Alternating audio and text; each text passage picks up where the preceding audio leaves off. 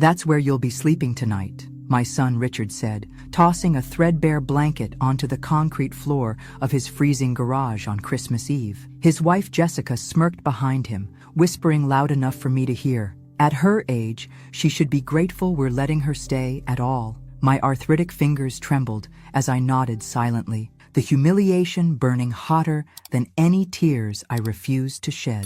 The next morning, while they were still sleeping, I called Martin, my attorney of 30 years, and initiated the process to secretly purchase the house Richard had been renting for the past 5 years. If you're watching this, subscribe and let me know where you're watching from. What my son didn't realize was that the financially struggling widow he'd been condescending to for years had built a real estate empire worth millions since his father died. I spent that freezing night huddled against my suitcase, using my coat as a pillow on the oil-stained concrete. The space heater Richard reluctantly plugged in barely took the edge off the December chill. Through the thin walls, I could hear their laughter, the clinking of wine glasses, the Christmas music that should have included me. I'd driven 6 hours after Richard's sudden invitation, the first in 3 years, only to be relegated to the garage because the guest room was supposedly being renovated. The half-empty paint can and single drop cloth I glimpsed when passing the perfectly functional room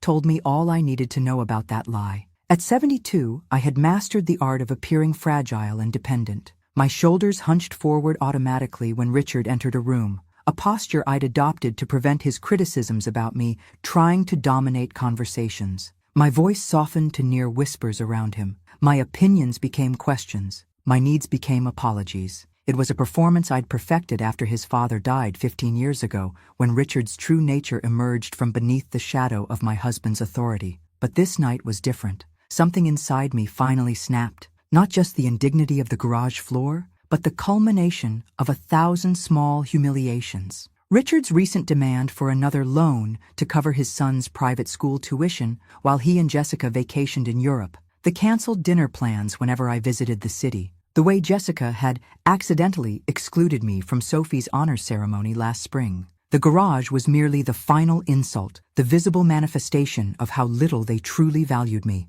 Dawn came with blessed relief. I waited until the house was silent before slipping inside to use the bathroom, catching my reflection in the mirror. Gray hair disheveled, eyes red-rimmed, a stranger looking back at me. I straightened momentarily before catching myself and resuming my habitual stoop. "Not yet, not time yet," Martin answered on the first ring despite the holiday. "Eleanor, is everything all right?" "I need to make a purchase," I said, my voice stronger than it had been in years. "Richard's house. But Richard doesn't own, I know. I want to buy it from his landlord." The silence on the other end lasted only seconds before Martin's knowing chuckle filled the line. "I'll make some calls. Peterson owns that property, doesn't he? We played golf last summer." "Yes. Offer him 20% above market value for a quick, quiet sale." "Eleanor, are you sure about this?" I watched through the kitchen window as Richard and Jessica slept late while their children opened the presents I'd brought. Expensive electronics, purchased with the money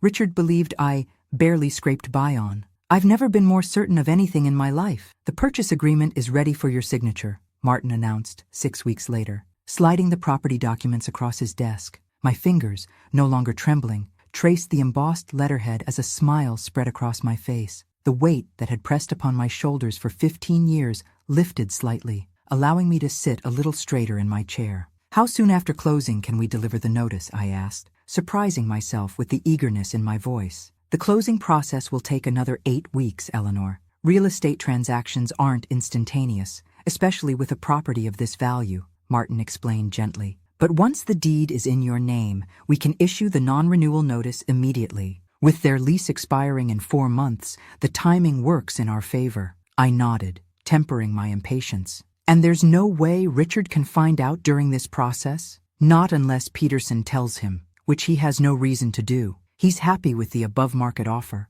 and our confidentiality clause comes with significant penalties." Martin leaned forward, concern creasing his brow. "Are you absolutely certain you want to do this, Eleanor? It will change your relationship with Richard permanently." I thought about Christmas Eve on the garage floor, about the loans Richard had extracted from me for years, money that had furnished that house, paid for vacations, and funded his children's education while he boasted about his business acumen. About Jessica's whispered insults and rolling eyes whenever I spoke. About my granddaughter Sophie's confusion when I was suddenly uninvited from her high school graduation after years of being her most devoted supporter. The relationship already changed, Martin. I'm just the only one who noticed. The hotel suite I'd been staying in since Christmas felt more like home than any place I'd lived since selling my house 3 years ago, supposedly to downsize appropriately, but really because Richard had convinced me I couldn't manage the property anymore. The lie had served its purpose. I'd appeared to struggle financially while my investments multiplied under Martin's expert management, hidden from my son's grasping hands. How exactly have you managed to keep your financial situation from Richard all these years? Martin asked, voicing a question I could see had puzzled him for some time. I smiled wryly. James set it up before he died. He always saw through Richard's entitlement, even when I was still making excuses for it. He established the separate accounts, the investment vehicles, everything structured so Richard would only see what we wanted him to see. And the loans? Calculated. Always just enough to maintain the illusion that I was living on a modest widow's pension while still having a little to sacrifice for my son. I shook my head at my own complicity. I transferred the money from my visible accounts, the ones Richard has casually helped me manage over the years. Meanwhile, the real assets remained untouched, growing steadily. Martin nodded with newfound understanding. And Richard never questioned where the money for these loans came from if you were supposedly struggling? People rarely question narratives that benefit them, Martin. Richard chose to believe I was depleting my meager savings out of maternal love, rather than consider I might have resources he couldn't access. That evening, I ordered room service instead of eating the bland, low-sodium meals I pretended to prefer around Richard. I sat at the elegant desk in my suite and wrote 2 letters. One to my younger son Thomas, who had moved overseas years ago to escape his brother's toxic presence, and another to my granddaughter Sophie, now in her first year of college, paid for by me, though Richard claimed credit. I called the hotel salon and booked an appointment for the following morning, my first professional haircut in years. Jessica had convinced Richard that I wasted money on such frivolities, insisting her occasional kitchen scissor trims were perfectly adequate for someone your age. When I hung up the phone, I caught my reflection in the mirror again. This time, I didn't hunch. I stood tall, shoulders back, chin lifted. A stranger looked back at me. No, not a stranger. Someone I had almost forgotten. The woman I used to be. There must be some mistake, Richard sputtered,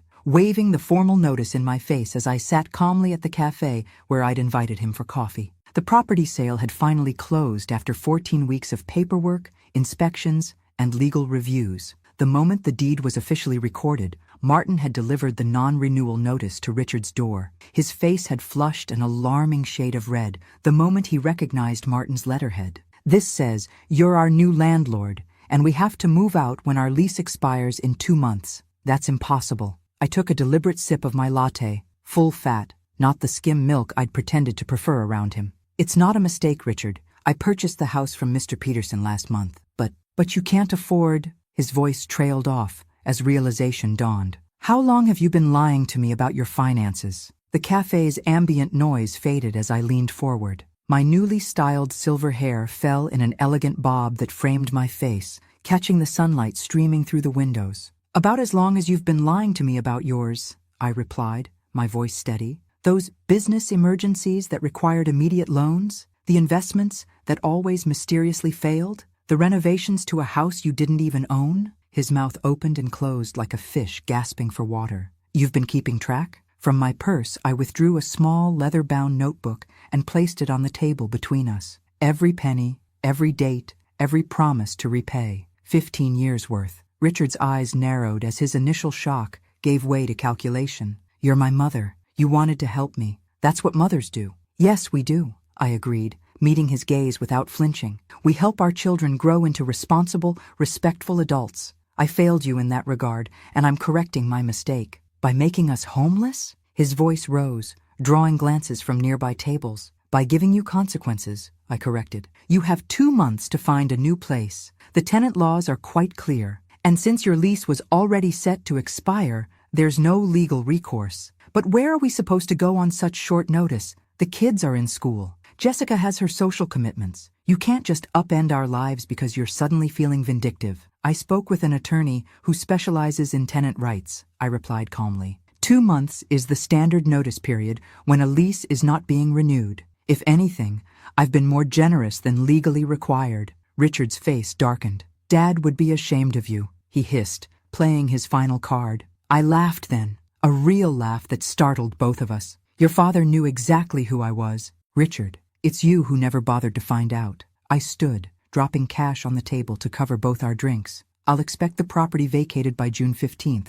Martin will conduct the final walkthrough. As I walked away, my back straight and my head high, I heard him call after me. Jessica will never forgive you for this. I didn't turn around, but my voice carried clearly over my shoulder. That might be the first gift she's ever given me. I cannot believe you're doing this to your own family. Jessica's voice crackled through my phone a week later. After everything we've done for you, like making me sleep in the garage at Christmas? I interrupted, something I never would have done 3 months ago. The silence that followed was deeply satisfying. I continued unpacking books in my new apartment, a luxury high-rise downtown that I'd purchased outright last week. Or perhaps you meant the time you told Sophie I was too sick to attend her graduation when I was perfectly healthy. Richard told me you weren't feeling well enough. Please don't insult my intelligence on top of everything else. Jessica, I placed a framed photo of Sophie on my new bookshelf. I've already spoken with Sophie and explained everything. She'll be visiting me during her spring break next week.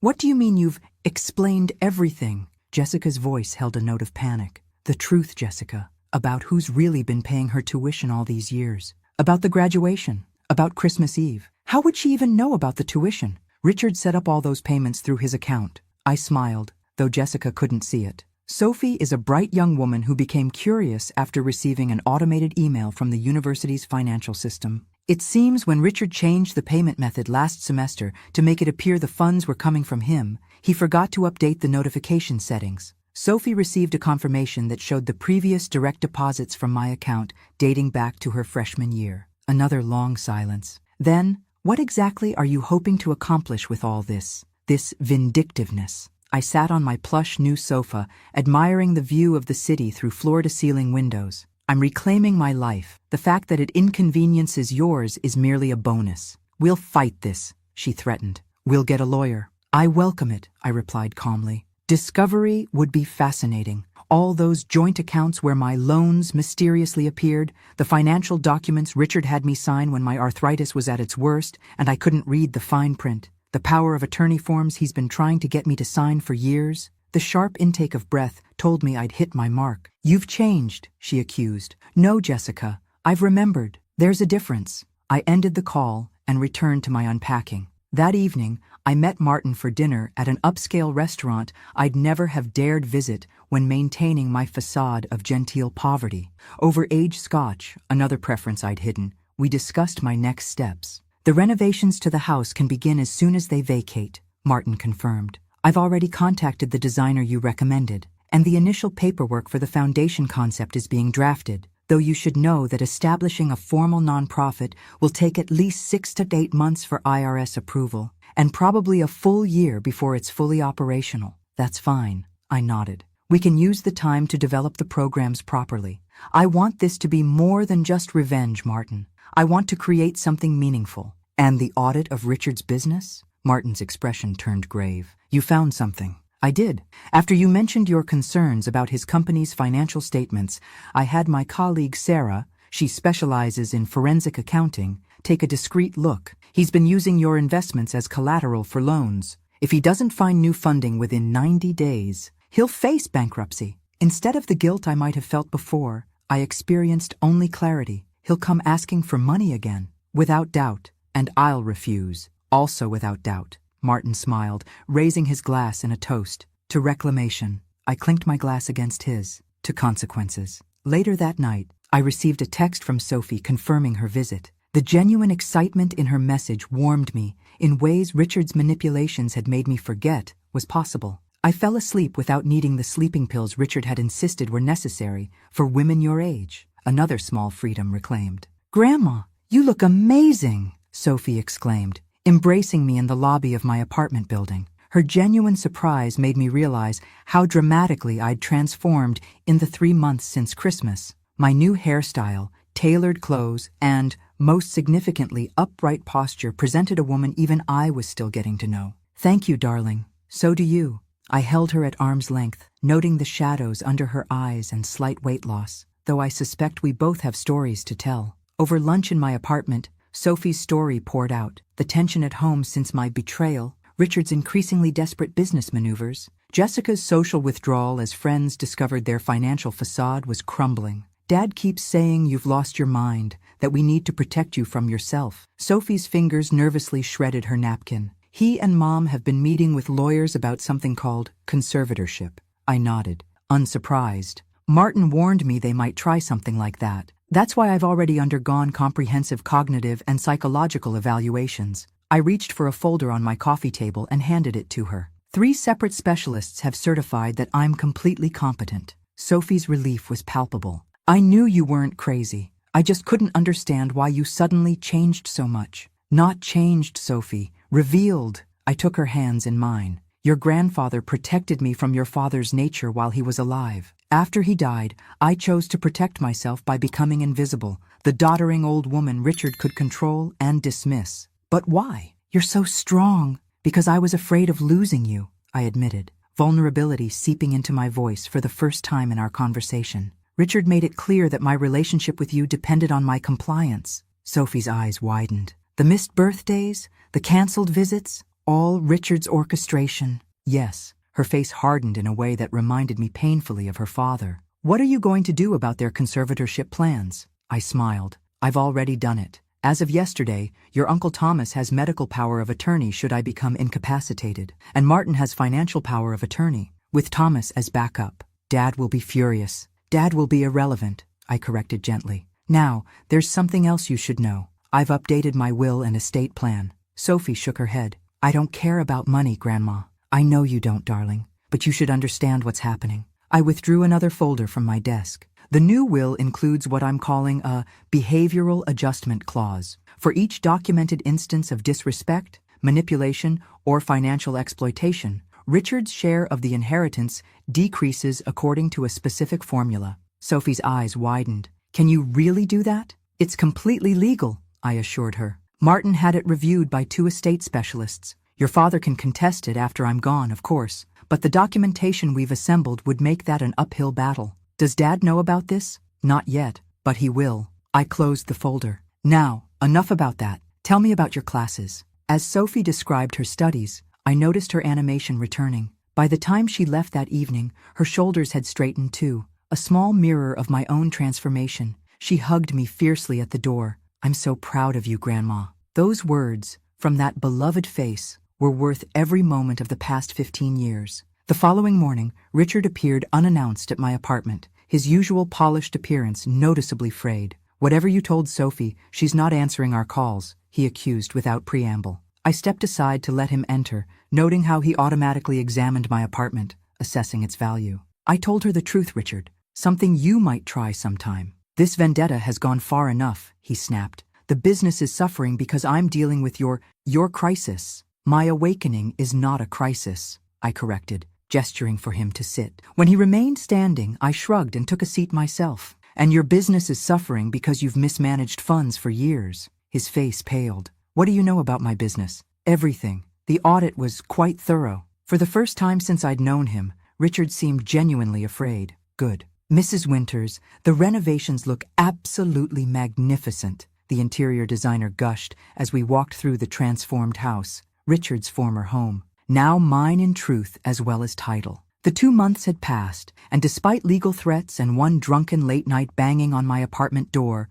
Richard and Jessica had finally vacated the property. I trailed my fingers along the new kitchen countertops, Italian marble, not the cheap granite Jessica had boasted about at every opportunity. Thank you, Claudia. You've captured exactly what I envisioned. Will you be moving in yourself? She asked, making notes on her tablet. No, I smiled at her surprise. This house will become the headquarters for what will eventually be the Winters Foundation for Elder Dignity. I've begun the incorporation process, though it will take 6 to 8 months for the nonprofit status to be approved by the IRS. In the meantime, we can use the space to start developing our programs. What exactly will the foundation do? Claudia asked, her professional interest clearly piqued. It will provide resources and support for seniors experiencing financial abuse, particularly from family members. The main floor will eventually be offices, and the upper floor will provide temporary housing for seniors transitioning out of abusive living situations. Claudia's professional veneer cracked slightly. That's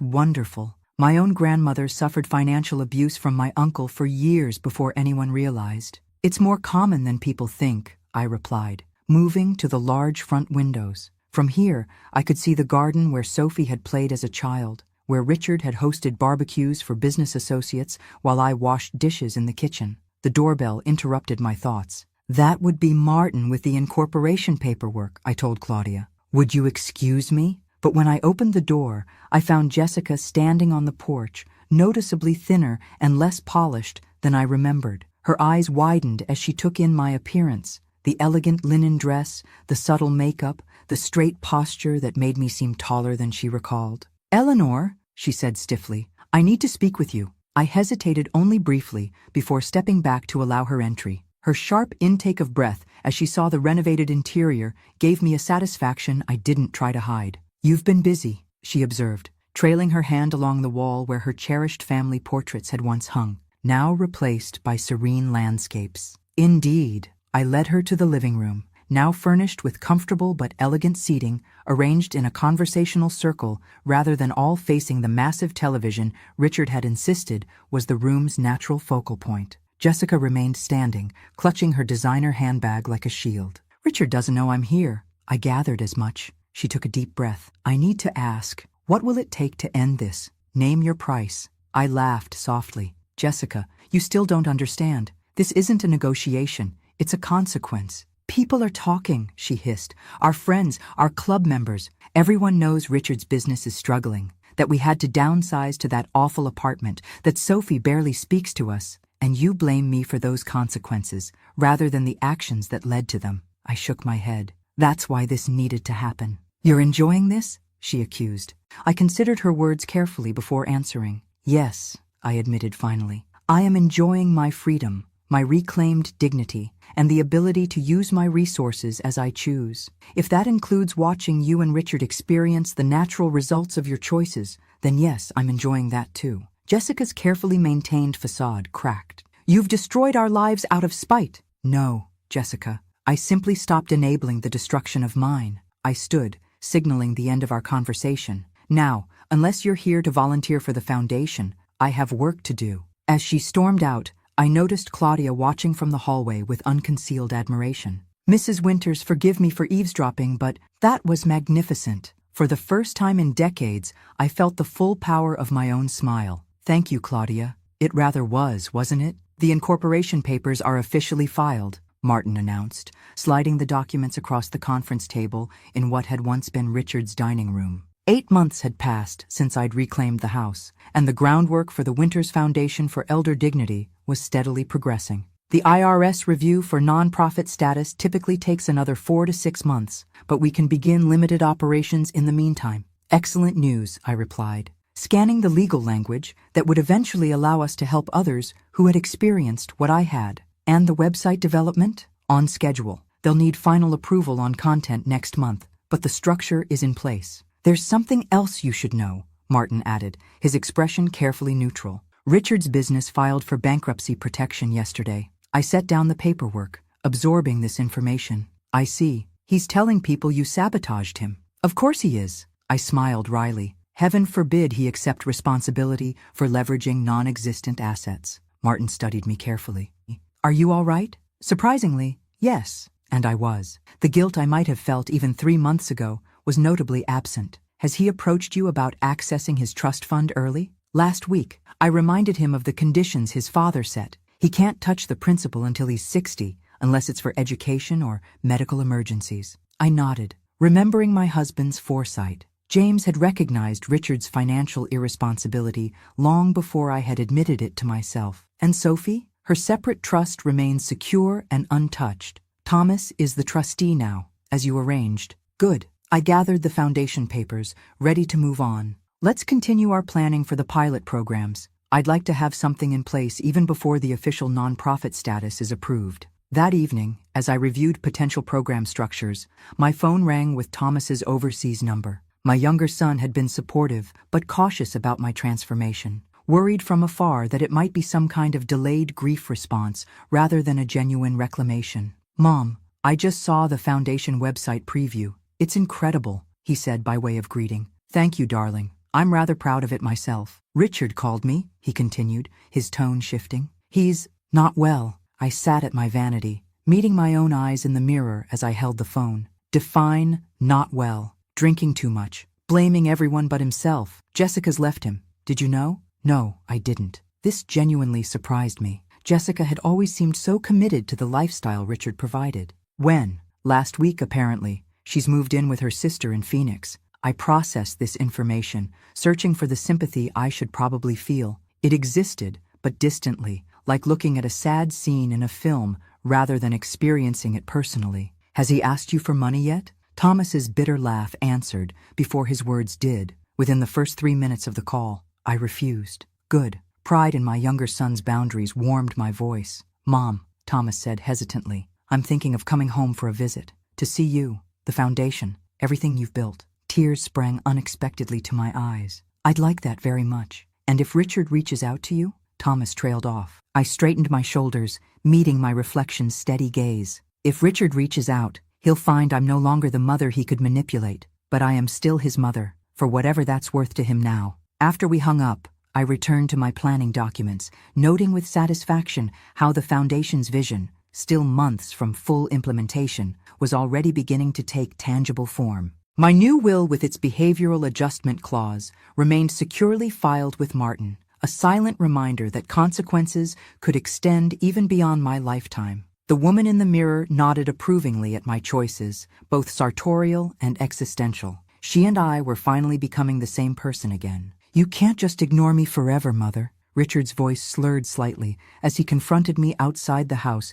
that was now the developing Foundation headquarters. 10 months had passed since Christmas Eve in the garage, and this was our first face-to-face encounter since his business collapsed. His once immaculate appearance had deteriorated. Rumpled clothes, unkempt hair, the bloated features of consistent drinking. "I'm not ignoring you, Richard. I'm establishing boundaries." I unlocked the office door, allowing him to follow me inside. The early morning light streamed through the windows, illuminating the space that had once been his living room, now transformed into a reception area for our future clients. "State your purpose." He blinked, unaccustomed to my directness. I need help." "Financial help, I presume." His jaw tightened. "You know exactly what position I'm in. My business is gone. Jessica left. Even Sophie barely speaks to me. And you believe these are problems I should solve for you?" I set my purse on the reception desk, watching him steadily. "You're my mother," he said, as if this explained and excused everything.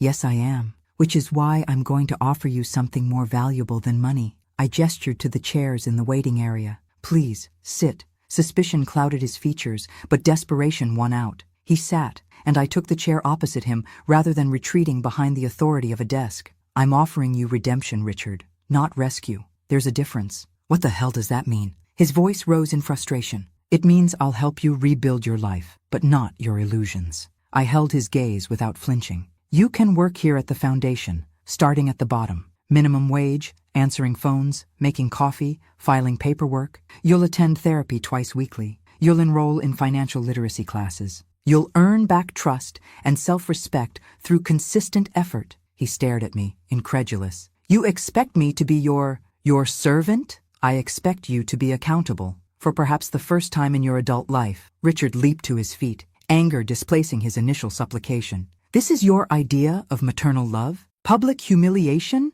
I remained seated, unruffled by his outburst. "No, Richard. This is my idea of respect, treating you as an adult capable of growth rather than a child entitled to bailouts." "Keep your damn charity," he spat, moving toward the door. "Thomas will help me. He understands family loyalty." "Thomas has already refused you," I replied calmly, "as has your father's brother, your former business partners, and Jessica's family. My offer remains open, but it's the only one you'll get from me." He froze with his hand on the doorknob, reality finally penetrating his self-righteous anger. When he turned back, something had shifted in his expression, the first crack in decades of entitlement. "When would I start?" he asked, his voice barely audible. "Monday, 8 a.m. I stood, reclaiming the full height I'd denied myself for years. "Don't be late." After he left, I called Martin. Richard's going to accept the foundation position, I told him. Are you sure that's wise? Martin's concern was evident. Given your history? No, I admitted. But it's necessary, for both of us. And remember, the foundation won't be fully operational for several more months. This gives us time to see if he's genuinely willing to change or just temporarily desperate. And if it's the latter, then the behavioral adjustment clause in my will comes into play. Richard needs to understand that actions have consequences, both negative and positive, even after I'm gone. That night, I sat on my apartment balcony watching the city lights, reflecting on the strange circularity of life. I had spent decades diminishing myself to protect Richard from consequences. Now, I was offering him consequences as the only remaining way to truly help him. My phone chimed with a text from Sophie. Dad told me about the job offer. Thank you for not giving up on him, Grandma. I smiled, typing back. I haven't given up on him. I've simply stopped enabling him. There's a world of difference. Mr. Winters, the Collins file needs to be updated before the meeting, I instructed Richard as I passed the reception desk where he'd been working for the past 3 months. His initial resentment had gradually given way to a grudging competence, though true change would require much more time, if it happened at all. Our foundation was now in its 14th month of development, with the IRS nonprofit determination letter finally received last week. Already done, Mrs. Winters, he replied, the formality we maintained during office hours still awkward but increasingly natural. And Mrs. Abernathy called to confirm her appointment this afternoon. I nodded approvingly. Thank you. Our professional detachment dissolved each Tuesday and Thursday evening during our mandatory therapy sessions, the only condition of his employment that Richard had initially tried to reject. Those sessions had become a battlefield, then a confessional, and finally, tentatively, a bridge across decades of misunderstanding. Mom, he called as I reached my office door, the personal address signaling a shift in our conversation. Sophie mentioned she's bringing someone to Thanksgiving dinner. A boyfriend? I turned, noting the genuine interest in his question rather than the possessive concern he would have exhibited a year ago. Yes, his name is Marcus. He's studying engineering with her. Richard nodded, absorbing this information about the daughter who was slowly allowing him back into her life. Would it be appropriate if I brought something? A dessert, maybe? The hesitation in his voice, this new humility that therapy was painfully extracting from him, touched me unexpectedly. Pumpkin pie would be welcome. Sophie still loves it. The smile that briefly illuminated his face carried echoes of the boy he'd been before wealth and entitlement had corrupted him. The son I'd loved unreservedly before fear and manipulation had complicated that love. Later that afternoon, I met with Mrs. Abernathy, an 80-year-old widow whose children had been systematically depleting her savings while isolating her from friends who might notice. Her situation reflected my own former vulnerability, though her children's methods had been more overtly criminal than Richard's emotional manipulation. I was so ashamed, she confessed, twisting her wedding ring, the one possession her daughter hadn't managed to borrow yet. I raised them better than this. The shame belongs to them, not you, I assured her, the words I'd repeated to countless clients, now carrying the weight of my own experience. Loving your children doesn't mean surrendering your dignity. As we discussed legal options and temporary housing in the foundation's upstairs apartments, I caught sight of Richard through my office window. He was helping an elderly gentleman with a walker navigate the front steps, his manner patient and attentive. The sight gave me a complicated hope, not the blind maternal optimism I'd once clung to, but a cautious recognition of genuine effort. That evening, as I prepared to leave, Richard appeared in my office doorway. I've been thinking, he began, uncharacteristic uncertainty in his voice. The East Wing renovations you're planning for the expanded counseling center. Yes, I prompted when he hesitated. My old business partner, Daniel? He's still in construction. He'd probably give you a good rate, and his work is excellent. He shrugged awkwardly. Just a thought. I considered him for a long moment. This small offering, a useful connection without any apparent benefit to himself, represented a subtle but significant shift in our dynamic. Thank you, Richard. I'll consider it. He nodded and turned to go, then paused. Mom, I know it doesn't fix anything, but I'm sorry about Christmas Eve, about the garage, about all of it. The apology hung between us, inadequate but sincere, like the man himself. I know, I replied simply. As he left, I remained at my desk, reflecting on our journey. The foundation had begun helping seniors reclaim their autonomy, though we were still in the early stages. Sophie was flourishing at college. Thomas was planning his second visit home in 15 years. And Richard was taking his first stumbling steps toward becoming someone who might, eventually, be worthy of forgiveness. Not yet, but someday, perhaps. I straightened papers that didn't need straightening, my hands no longer trembling with suppressed anger or fear. The woman I glimpsed in my office window's reflection stood tall, her gaze direct, her boundaries firm. She nodded at me in silent acknowledgement of how far we'd come together. This stranger who was becoming familiar again, this self I was reclaiming one day at a time. I pulled out the newest version of my will, reviewing once more the behavioral adjustment clause. With each month of Richard's genuine effort, the penalties decreased slightly, a subtle acknowledgement of progress without naive forgiveness. Consequences and redemption, carefully balanced. To the Winters Foundation's official launch, Martin proposed, raising his champagne glass in the elegantly decorated ballroom. Around us, 200 guests, donors, clients, community leaders, and family, echoed the toast. 18 months had passed since that Christmas Eve in the garage, and after extensive planning, legal filings, and program development, we were finally fully operational. I smiled, surveying the gathering with pride. In our soft launch phase, we had already provided housing for 7 seniors transitioning out of abusive situations, legal assistance for dozens more, and educational workshops that had reached hundreds of community members. Across the room, Sophie stood with Marcus, her boyfriend of 6 months now, both of them engaged in animated conversation with Thomas, who had finally moved back to the States to join the Foundation's board of directors. Nearby, Richard stood slightly apart, his 1-year sobriety chip visible on the chain around his neck. His position at the Foundation had evolved from basic reception work to coordinating our volunteer program. His business experience finally channeled into something constructive. Jessica had not been invited. Her bitter social media campaign against me had fizzled when former friends chose sides, most of them discovering they preferred my authentic self to her carefully constructed facade. "Eleanor," a warm voice interrupted my thoughts. I turned to find Claudia, the interior designer who had transformed Richard's house into the Foundation headquarters. "Everything looks magnificent." "Thank you for coming," I replied, genuinely pleased to see her. "And for bringing Mrs. Chen." I nodded toward the elderly woman Claudia had escorted to the event, her grandmother, who had inspired Claudia's enthusiasm for our mission. "She wouldn't miss it. Your story gave her courage to finally confront my uncle about the financial control he's maintained since my grandfather died." I squeezed her hand. "I'm glad to hear it. That's exactly why we're here." As Claudia moved on to greet other guests, I found myself face to face with Richard. The year had changed him physically. Sobriety had sharpened his features. Therapy had softened his expression, and manual labor on our recent building expansion had strengthened his once soft body. "Quite a turnout," he observed, his eyes scanning the crowd with none of the calculating assessment he would have shown a year ago. "You've built something remarkable, Mom." "We've built something worthwhile," I corrected, acknowledging his contributions without absolving the past. Our relationship remained a work in progress, formal during Foundation hours, cautiously personal during family gatherings, raw and honest during our continuing therapy sessions. Richard nodded, accepting the measured inclusion.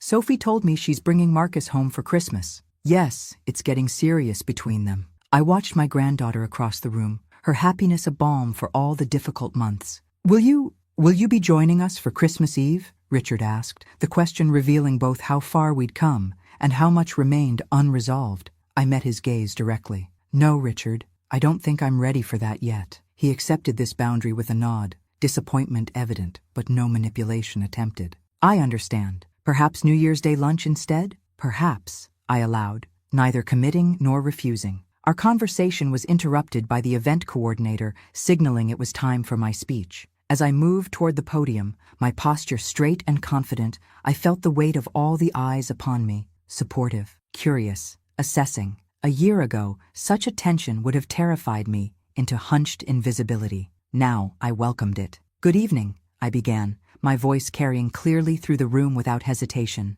18 months ago, I spent Christmas Eve sleeping on a concrete garage floor. The story unfolded from my lips without shame or bitterness. The humiliation transformed into purpose, the pain into action. As I spoke, I watched understanding dawn on faces that had never known my previous self, recognition flicker in eyes that had witnessed my transformation. The Winters Foundation exists because dignity should never be sacrificed for family peace, I concluded. Because financial security should never require emotional submission. Because it's never too late to reclaim your power. I didn't mention the behavioral adjustment clause in my will, though it remained active. Richard's progress was encouraging but incomplete. His tendency toward manipulation emerging occasionally in therapy, his entitlement surfacing in moments of stress. The clause remained as both incentive and protection, a silent guardian of the boundaries I'd worked so hard to establish. The applause that followed wasn't just for the Foundation's accomplishments, but for the journey they represented. My journey from invisibility to influence, from submission to strength. Later, as guests began to depart, Thomas approached with Sophie. "Mom, that was incredible," he said, embracing me. "Dad would have been so proud." I returned his embrace, knowing he meant my husband, not his brother. "Thank you, darling." Sophie hugged me next, whispering, "You're my hero, Grandma," before pulling away with suspiciously bright eyes. As they moved toward the door, Richard appeared at my side again. "They're right, you know," he said quietly. "What you've done is extraordinary." I turned to face my eldest son, this man who had caused me such pain and who was now struggling toward redemption. "What we do next will be the true measure," I replied. He nodded, understanding the challenge embedded in my words. "I'll see you Monday morning, Mrs. Winters." 8 o'clock sharp, Mr. Winters, I confirmed, maintaining the professional boundary that now defined our weekday interactions. After everyone had gone, I stood alone in the ballroom, champagne glass still in hand. The woman reflected in the mirrored wall opposite me stood tall and uncompromising, her eyes clear, her purpose evident in every line of her body. "We did it," I whispered to her, and she smiled back, no longer a stranger but a hard-won friend. "I brought your coffee, Mrs. Winters," Richard said, placing the mug on my desk exactly as I preferred it. 1 cream, no sugar, in the blue ceramic mug Sophie had given me for my 73rd birthday. Exactly 1 year had passed since that Christmas Eve in the garage, a full circle of seasons and transformations. "Thank you, Mr. Winters." I accepted the coffee, noting the ease that had gradually developed in our professional interactions. The Foundation now employed 15 people full-time, with Richard serving as volunteer coordinator, a role that suited his networking skills without giving him financial authority. He hesitated at the door. Sophie called. "She and Marcus will arrive around 4 today. Thomas is picking them up at the airport." I nodded, the reminder warming me. "Perfect. Dinner reservations are at 7. The invitation for Christmas Eve dinner had been Sophie's idea. Neutral ground at an upscale restaurant downtown, with clear beginning and end times to prevent the emotional spillover that still occasionally erupted between Richard and me during unstructured family time. "Mom," Richard said, the personal address signaling a shift in our conversation. "I wanted to give you something before tonight." He placed a small wrapped package on my desk, then stepped back, hands clasped behind him in the posture he'd adopted during particularly vulnerable therapy sessions. I unwrapped it carefully, revealing a framed photograph I hadn't seen in years. My husband James and me on our 30th anniversary, my posture confident, my smile genuine, his arm around me protectively but not possessively. "I found it when I was clearing out my storage unit last month," Richard explained. "It seemed like it should be yours." I traced the glass over James's face, remembering the man who had loved my strength rather than fearing it. "Thank you," I said simply. Richard nodded, accepting the limited response that defined our healing, genuine but cautious, advancing without overreaching. "I'll see you tonight," he said, returning to the professional demeanor that structured our daytime interactions. After he left, I placed the photograph on my desk beside the more recent images: Sophie's graduation, Thomas's return celebration, the Foundation's ribbon-cutting ceremony, a visual timeline of reclamation. I opened my desk drawer and removed the latest revision of my will. The behavioral adjustment clause remained, though modified to acknowledge Richard's progress. The specifics were clear: continued sobriety, ongoing therapy, and demonstrated respect for boundaries would gradually restore his inheritance rights. Not as manipulation, but as recognition of genuine change. The document represented both accountability and possibility, the balance I had struggled to find in our relationship. That evening, as we gathered at the restaurant, Sophie and Marcus, Thomas and his new boyfriend David, Richard and I observed the careful dance we'd all learned. Richard's sobriety had steadied him, therapy had humbled him, and consequences had taught him what decades of enabling never could. Yet his transformation remained a work in progress, authentic in many moments, performative in others. The journey would likely continue long after this symbolic anniversary. Before we order, Sophie announced, holding Marcus's hand tightly, we have some news. The engagement ring caught the light as she extended her hand, triggering congratulations from around the table. Richard's eyes sought mine in shared recognition of the moment's significance. A year ago, he would have immediately attempted to control this situation, offering unwanted financial assistance that would become leverage, inserting himself into wedding plans, claiming ownership of his daughter's milestone. Instead, he simply raised his water glass. To Sophie and Marcus, may your partnership be built on mutual respect and genuine support. The words, clearly influenced by concepts from his therapy,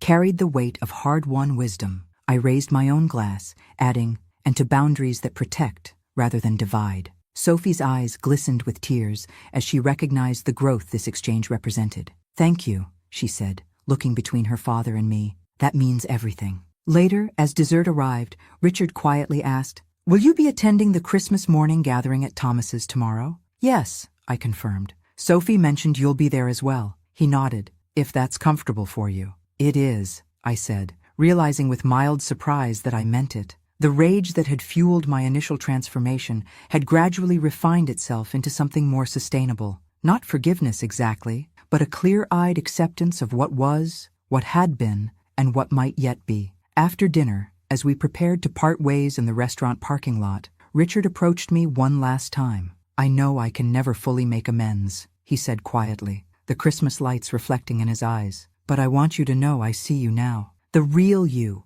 I'm sorry it took losing everything to finally notice. I studied my son, this flawed, struggling man who had caused me such pain and was now inching toward redemption. We're both being seen now, Richard, perhaps for the first time. He nodded, understanding the double edge of this visibility, the comfort and the accountability it demanded from both of us. Merry Christmas, Mom, he said, not attempting the hug we weren't ready for. Merry Christmas, Richard, I replied, my posture straight, my voice steady, my boundaries intact. As I drove home to my apartment, I caught sight of myself in the rearview mirror. Gray hair elegantly styled, shoulders squared, eyes direct and clear. No longer the woman who had huddled on a garage floor, accepting crumbs of family connection at the cost of her dignity. The garage had broken something in me, yes, but it had broken the shell, not the core. What emerged from that concrete floor wasn't a victim seeking revenge, but a woman reclaiming her power, her voice, her rightful place.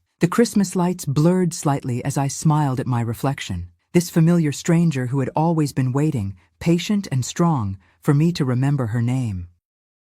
Thanks for listening. Don't forget to subscribe and feel free to share your story in the comments. Your voice matters.